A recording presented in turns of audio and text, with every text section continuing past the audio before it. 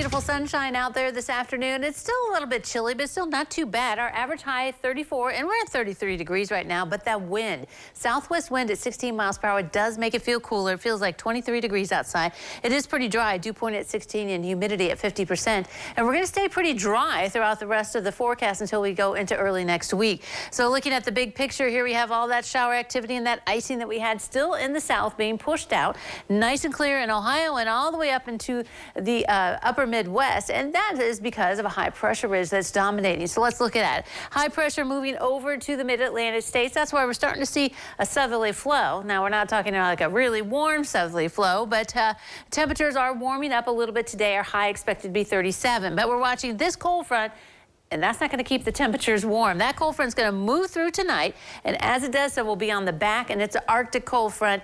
It's going to be cold tomorrow. As a new high pressure ridge moves on in to give us some sunshine, we're going to see a high temperature tomorrow of 17. Yes, 17, and with the lighter winds that we'll be having, we're going to see wind chills below 0, and so it's going to be very cold. But as that high slides on over and keeps us dry for the weekend, we're going to see stronger winds and the temperatures warming up. And speaking of warming up, yeah, if you're too cold for you tomorrow, well, it's going to be nice and warm into the 50s later on next week. Just kind of crazy roller coaster weather that we're seeing here. Now, looking at the temperatures around the nation, you can see we're in the 30s in Ohio, but where's that cold front and how does it pass through? You can see right up here. Look.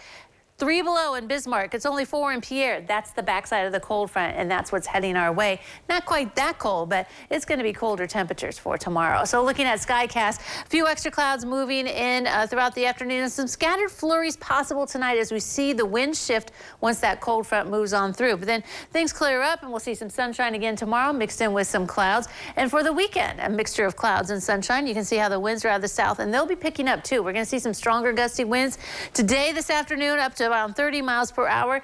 They'll begin to die down and for Friday, but then on Saturday and into Sunday, the winds are going to pick up right again, close to the wind gusts, 30 up to 35 miles per hour. So it's kind of hold on to your hat for the next couple of days.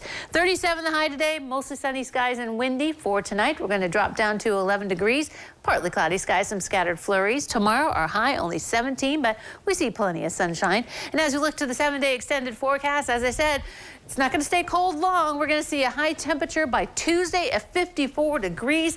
And it stays pretty dry during this extended forecast. Just a slight chance of some rain as we move in towards the end of middle and end of next week. All right, warmer temperatures. Thank you. Coming up on Noon Edition, ONU Law Professor Dr. Scott Gerber talking to us about the leak of the Dobbs case that led toward the overturning of the national abortion ban. And then still coming up in the next half hour of Noon Edition,